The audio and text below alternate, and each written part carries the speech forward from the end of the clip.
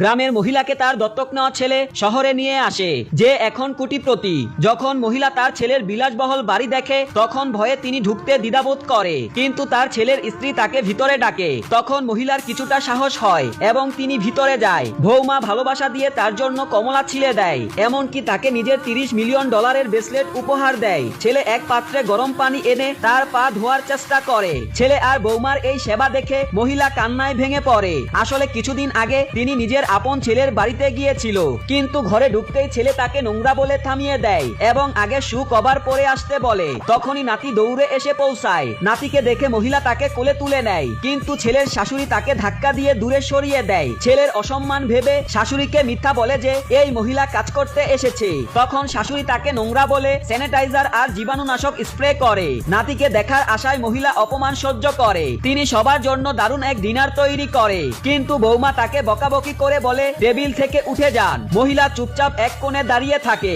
সেই রাতে হঠাৎ বৌমা চিৎকার করে বলে যে তার আংটি হারিয়ে গেছে। সঙ্গে সঙ্গে তার সন্দেহ হয় যে এই মহিলা চুরি করেছে। সে কোনো কথা না বলে সোজা তার ঘরে ঢুকে পড়ে। পুরো ঘর তল্লাশি করে খোঁজে, কিন্তু কিছুই পায় না। মহিলা বারবার নিজের নির্দোষিতার কথা বলে, কিন্তু ছেলে কিছুই বুঝতে চায় না। একেবারে পাষাণ হৃদয় হয়ে সে নিজের মাকে বাড়ি থেকে বের করে দেয়। কিন্তু সৌভাগ্যবশত সেই সময় দত্তক নেওয়া ছেলে সেখানে এসে তাকে নিজের বাড়িতে নিয়ে যায়। যখন সে জানতে পারে তার মায়ের সঙ্গে কি ঘটেছে, তখন সে মায়ের জন্মদিনে একটি বড় অনুষ্ঠান করার সিদ্ধান্ত নেয়। সেই অনুষ্ঠানে সে মায়ের আপন ছেলের পরিবারকে আমন্ত্রণ করে, কিন্তু মাকে দেখে আপন ছেলে ভাবছিল মা কোনো ঝামেলা করবে, তাই না ভেবে সরাসরি নিরাপত্তা রক্ষীদের ডেকে আনে যাতে মাকে সেখান থেকে বের করে দেয়। ঠিক তখনই দত্তক নেওয়া ছেলে সামনে আসে এবং মহিলার প্রকৃত পরিচয় জানিয়ে দেয়। সেই মঞ্চে মহিলা নিজের আপন ছেলের সঙ্গে সব সম্পর্ক বিচ্ছিন্ন করার ঘোষণা করে দেয়।